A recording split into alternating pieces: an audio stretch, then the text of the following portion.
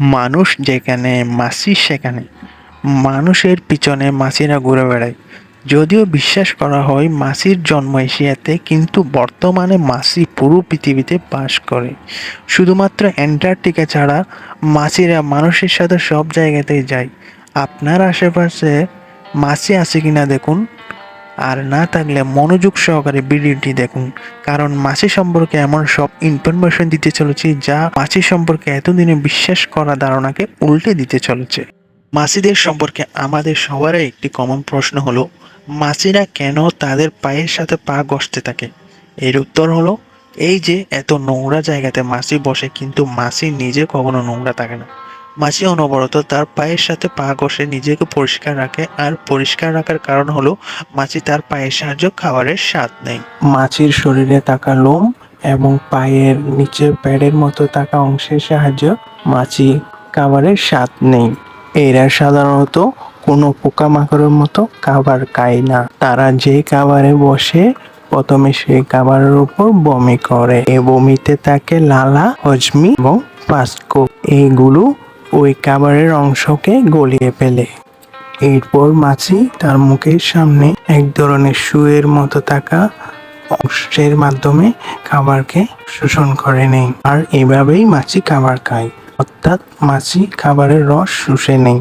এইসব খাবারে মাছি সবচেয়ে বেশি বসে, এসব খাবার খুব সহজেই নষ্ট হয়। মাছি সব ধরনের নোংরা জায়গাতেই বসে এবং সেখান থেকে জীবাণু লেগে যায় তাদের পায়ে, লোমে এবং পুরো শরীরে। আর এই জীবাণু নিয়েই মাছি খাবারে বসে। এই খাবার যখন আমরা গ্রহণ করি তখন আমাদের ডায়রিয়া, কলেরা, টাইফয়েড মতো ভয়ানক রোগে আমরা আক্রান্ত হই। এছাড়াও হতে পারে বমি, পেটে ব্যথা সহ মারাত্মক সব রোগ। তাই খাবার কখনো খোলা অবস্থায় রাখবেন না, সবসময় খাবার ঢেকে রাখবেন। তবে মাছিকে আমরা যতটা অপকারী প্রাণী মনে করি, মাছি কিন্তু ততটা অপকারী নয়। যদি আপনি দেখেন যে আপনার খাবারে মাছি বসে আছে, তবে সেই খাবার ফেলে দেওয়ার কোনো দরকার নাই, কারণ এই সামান্য সময়ে মাছি যে ব্যাকটেরিয়া সরিয়েছে তা আমাদের ইমিউনিটি সিস্টেমকে অনেক শক্তিশালী করে তোলে। তাছাড়া মাছি যে খাবারে পড়েছে, আপনি সে খাবার ফেলে না দিয়ে মাছিকে সেখানে ডুবিয়ে সে খাবার খেয়ে ফেলতে পারেন। কারণ মাছির এক পাকে জীবাণু থাকলেও অন্য পাকে সেটার প্রতিষেধকও রয়েছে। এই নিয়ে মিশরের প্রাণী সম্পদ গবেষণা ইনস্টিটিউটে 4 ধরনের মাছিকে নিয়ে গবেষণা পরিচালনা করা হয় এবং বিশেষজ্ঞরা এটা আবিষ্কার করে যে এক পাকায় জীবাণু থাকলেও অন্য পাকায় এর প্রতিষেধকও রয়েছে। তাছাড়া মাছি এক ফুল থেকে আরেক ফুলে বসেও পরাগায়নের সহায়তা করে। এরা নোংরা আবর্জনা খেয়েও পরিবেশকে সুন্দর রাখে। আবার অনেক প্রাণী আছে যারা মাছি খেয়ে থাকে, যেমন ব্যাঙ, পাখি ইত্যাদি। তাই বলা যায় মাছি আমাদের অনেকটা উপকারই করে। কিন্তু সবচেয়ে মজার বিষয় হলো মাছির ঘ্রাণ ও স্বাদ নেওয়ার ক্ষমতা থাকে তাদের পায়ের পাতায়। আর এদের আরো একটি আশ্চর্য দিক রয়েছে, মাছি আড়াআড়ি, সোজাসুজি ও কানাকানি ভাবে দেয়ালে ও টেবিলের নিচে সব জায়গাতেই হাঁটতে পারে।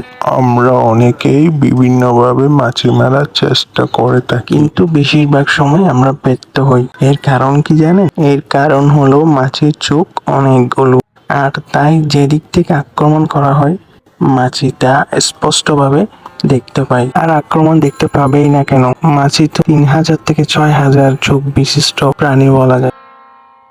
আর সবগুলো চোখ এক জায়গাতে তাকাই মনে হয় মাছির একটি চোখ। এতগুলো চোখ তাকায় মাছির সবকিছু একসঙ্গে দেখতে পাই।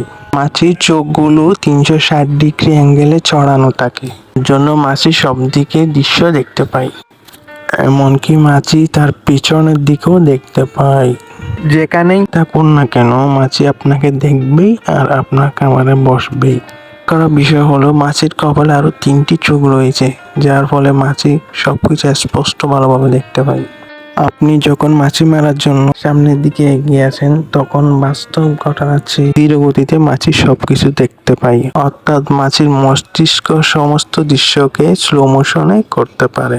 মানুষ 1 সেকেন্ডে যা দেখে তা 60 ডিগ্রি ইমেজের সমষ্টি বা 60 fps, আর মাছি 1 সেকেন্ডে 250টির সমষ্টি দেখতে পায়। অর্থাৎ 250 fps। তাই মাছি তার উপর আক্রমণকারীকে বেশ ভালোভাবে দেখতে পায়। তাই হাত দিয়ে মাছি মারা খুব কঠিন ব্যাপার। মাছির এক জোড়া ডানা থাকে যা দিয়ে মাছি উড়তে পারে। যদিও বহু বছর পূর্বে মাছির 2 জোড়ায় ডানাই ছিল, তবে কালের বিবর্তনে সেগুলো এক জোড়া ডানায় পরিণত হয়েছে। মাছিদের ডানার দুই পাশের মাঝখানে আরো একটি ছোট পাখা থাকে, যা দিয়ে ওড়া না গেলেও ওড়ার সময় পাখার ব্যালেন্স ঠিক রাখার জন্য এটি সাহায্য করে।